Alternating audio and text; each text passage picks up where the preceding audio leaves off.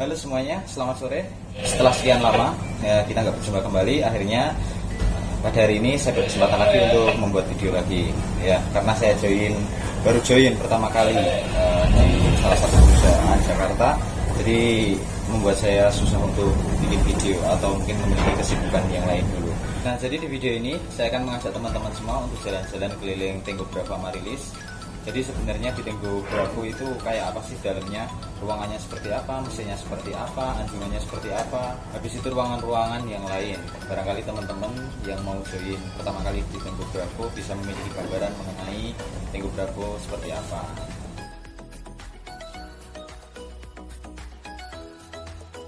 Nah, untuk ruangan pertama yaitu anjungan. Nah, sekarang saya udah di anjungan, mari kita lihat isi dari anjungan Tenggo Bravo itu apa aja. Nah, sekarang kita udah ada di anjungan nih. Mohon maaf ya, di luar lagi alun besar jadi agak goyang-goyang karena ini kebetulan musim barat. Nah, untuk yang pertama, kebetulan di sini saya orang mesin, jadi saya tidak begitu familiar dengan alat-alat navigasi, tapi akan saya sebutkan yang saya tahu. Nah, yang pertama di sini ada radar seperti ini, yang kedua ada echo sounder seperti ini, terus ada GPS. Nah, ini fungsinya yang untuk apa ya? Istilahnya mungkin kapal harus belok atau kapal harus lurus seperti itu. Nah, di samping kanannya ada kompas. Kompas pasti teman-teman sudah familiar ya. Nah, di situ di sini ada tombol-tombol dan panel-panel untuk kemudi ataupun lampu di kapal. Nah, selanjutnya di sini ada handle untuk pengaturan RPM mesin. Jadi kalau RPM diajuin RPM naik, kalau diturunin berarti kapal mau mundur. Nah, di sini ada dua radio VHF, very high frequency. Seperti ini bentuknya. Nah, yang berikutnya di sini ada takometer atau indikator RPM. Jadi orang-orang dek seperti chief, kapten ataupun second kalau mau ngatur RPM lihatnya di sini. Nah, RPM berapa? Contohnya yang 10 ini berarti kali 1000, dikali 100 jadi 1000. Gitu juga yang atas, karena di Tenggo Bravo ini mesinnya dua ya, mesin starboard atau kanan dan mesin port side atau sebelah kiri. Nah, untuk nextnya di sini ada satu radio lagi, kalau nggak salah radio SSB. Nah, ini saya tahunya cuman biasanya untuk laporan ke kantor kalau kita di tengah laut, karena nggak ada sinyal jadi pakainya radio seperti ini. Nah, mungkin itu yang saya tahu dari alat navigasi yang ada di kapal ini seperti ini. Nah, untuk next kita lanjut ke meja peta. Nah, di sini ada meja peta, meja yang digunakan untuk perwira-perwira dek ngeplot peta ataupun bikin jalur kita mau kemana. Nah, untuk nextnya di sini ada slor untuk petanya. Seperti ini. Nah, terus next di sini ada laptop, gunanya untuk kita laporan bulanan, karena kebetulan laporan bulanan di sini banyak sekali. Nah, untuk teman-teman yang mungkin baru naik dan minta spill laporannya bisa komen di bawah ya. Tapi terutama untuk engine departemen, karena saya kebetulan orang engine departemen ya. Untuk nautik mungkin bisa saya tanyakan ke perwira nautik saya. Seperti ini meja petanya dan banyak peta. Di sini juga ada fasilitas HP kapal, jadi untuk saat kita ada sinyal komunikasi dengan kantor menggunakan HP ini. Ya, menurut saya oke fasilitas di sini. Di sini ada sebuah printer yang digunakan untuk kita laporan atau mengirim berita acara ataupun hal-hal yang lain berkaitan dengan komputer. Setelah itu ya sisanya seperti ini. Mohon maaf agak berantakan karena memang cuacanya lagi goyang-goyang, jadi kalau udah dirapikan mereka berantakan lagi. Seperti ini.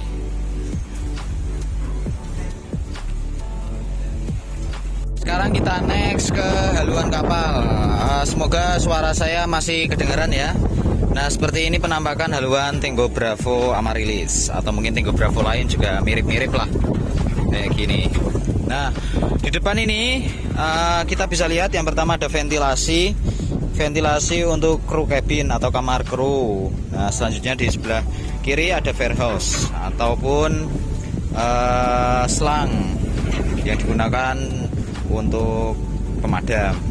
Nah, yang berikutnya sebelah kiri ini ada ventilasi air fan untuk ke kru cabin. Ada dua ya, yang itu. Nah, next di sini ada dua sebetulnya. Ada dua jangkar kapal yang masing-masing kalau nggak salah yang saya tahu 480 kilo satu jangkarnya. Jadi kalau dua ya kanan kiri masing-masing 480 kilo. Nah, mungkin itu aja yang bisa saya jelaskan di haluan ini. Jadi untuk view-nya seperti ini.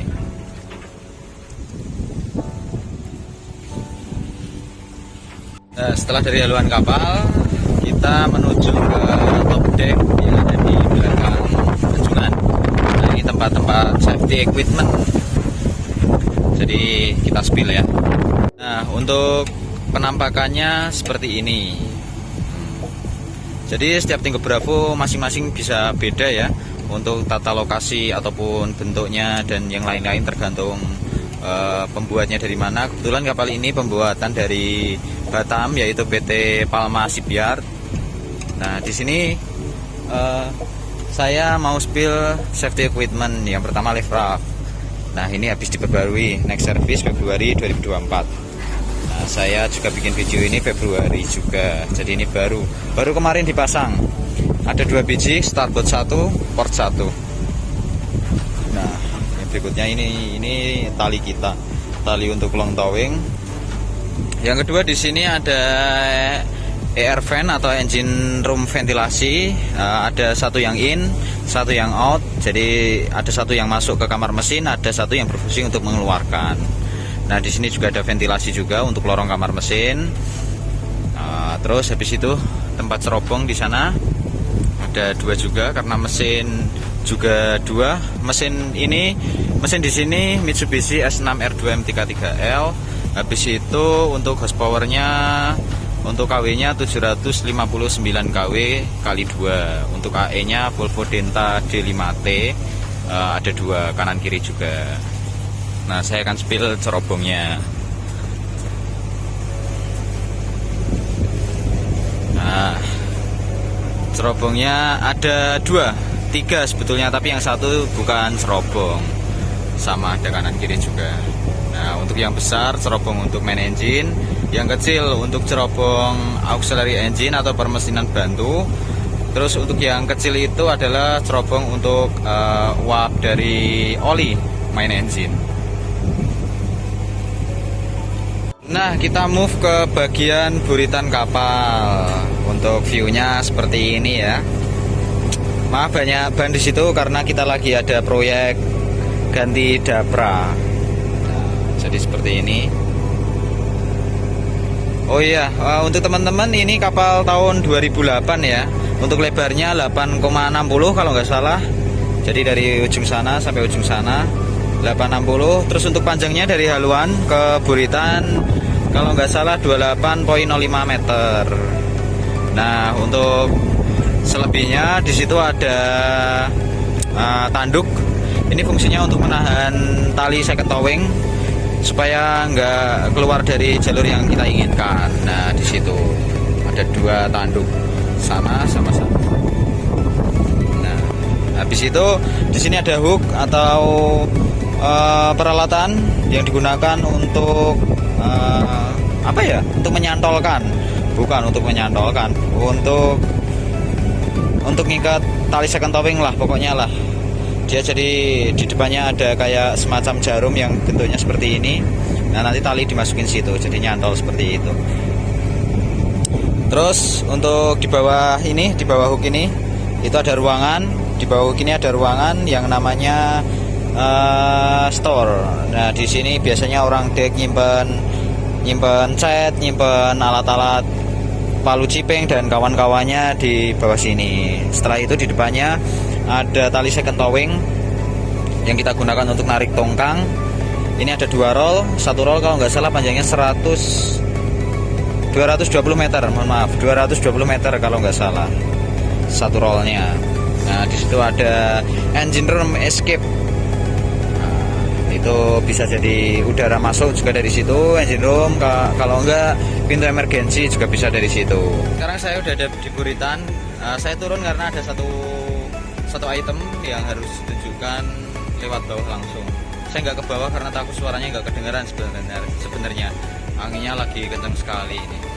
Tapi mari kita spill apa itu barangnya. Nah, barangnya ini namanya SOPEP, Safety of Prevention Emergency Line. Nah, ini sesuai namanya, ini berfungsi untuk antisipasi ketika ada tumpahan minyak. Nah, contoh yang di dalam situ ada pasir, ada skop, habis gitu ada OSD ya, dan kawan-kawannya. Nah, ini berfungsi ketika ada tumpahan minyak, jadi kita bisa antisipasi dengan langsung dikasih OSD ataupun part-part lain ataupun barang-barang lain yang ada di dalam sini. Jadi ini untuk emergency seperti itu. Nah, di atasnya ada Ferrous lagi. Nah, di sebelahnya ada ESC atau Electric Shore Connection. Nah, kalau di kapal lagi docking atau lagi mungkin keadaan auxiliary engine atau mesin listriknya nggak bisa hidup atau sedang trouble, dua-duanya mungkin ini yang digunakan untuk mensuplai listrik dari darat ke laut. Contohnya kalau kapal lagi docking, jadi AE nggak hidup, ME nggak hidup. Nah, kita di kapal listriknya gunain listrik darat yang disalurkannya lewat ESC ini atau Electric Shore Connection. Nah, di sebelahnya ada bunker station. Nah, ini tempat pengisian bahan bakar. Bahan bakar di sini menggunakan HSD ya, high speed diesel dengan spek B30 seperti itu. Nah, apalagi yang bisa saya spill. Nah, di sini ada peranginan. Ini di bawah ini ada lubang kalau teman-teman mau tahu. Jadi ini untuk sirkulasi udara dari tangki-tangki bahan bakar ataupun tangki air tawar ataupun tangki yang lain. Nah, fungsinya untuk sirkulasi udara. Jadi supaya gas terperangkap di dalam tangki tersebut. Ini ada kanan kiri ada 2, yaitu ballast tank atau kalau kita diisi air tawar sih. Ada 2, kapasitas masing-masing 13 ton. Jadi kalau 2 ada 26 ton di belakang. Nah, di sini ada steering room. Yuk, mari kita lihat dalamnya, teman-teman. Nah, untuk steering room seperti ini. Jadi ini tempat untuk kemudi. Ada boom, habis itu ada part-part lain. Nah, seperti ini teman-teman. Daun kemudi di atas kapal.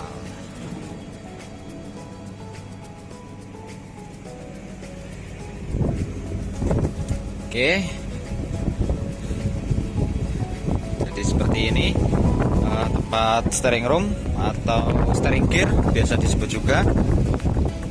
Habis itu di sini ini juga ada namanya, yaitu emergency kemudi atau apa ya. Jadi ini bisa dibuka untuk masukin kunci yang difungsikan untuk membuka kemudi secara emergency. Seperti itu teman-teman. Penampakan kapal saya dari belakang seperti ini. Safety first ya, karena kerja di kapal itu harus safety first. Setelah itu bagian buritanya seperti ini. Di sini ada nama kapal, di bawahnya ada builder Palma Shipyard. Dari sebelah kiri penampakannya seperti ini kapal saya. Oke. Dari sebelah kanan seperti ini. Nah, kita udah selesai nih spill untuk buritan. Sekarang kita spill untuk main engine. Tapi sebelum ke main engine, saya nggak bisa ngomong di dalam situ karena bakal nggak kedengeran, kalah sama suara mesin. Tapi yang pasti mesin di sini pakai Mitsubishi S6R2 MTK3L kali 2, ada 2 kanan kiri. Habis itu AE-nya juga sama, ada 2, AE1 dan AE2 yang menggunakan Volvo Denta D5T. Nah, untuk selebihnya nanti teman-teman bisa lihat ya, kamar mesinnya itu kayak apa sih. Untuk teman-teman juga yang mungkin baru lulus mau join di Tenggo Bravo, teman-teman teknik ya, mungkin ini bisa jadi gambaran kamar mesinnya itu kayak apa sih. Mungkin bagi teman-teman yang belum pernah join di Tenggo Bravo atau peralanya mungkin di kapal kargo dan kapal-kapal lain. Oke, let's go.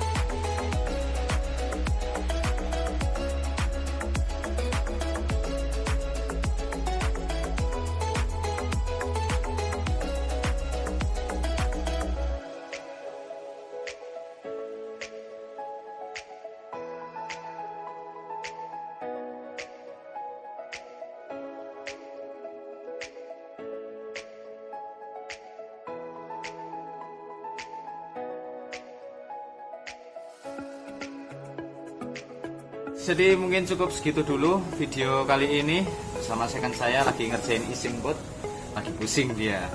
Nah, see you. Ombak 2 meter. Ombak 2 meter ya Pak Gini ya. Nah, see you di next video ya. Jangan lupa subscribe, like, dan kalau ada request video kalian bisa tinggalkan di kolom komentar di bawah. See you. Assalamualaikum, selamat sore.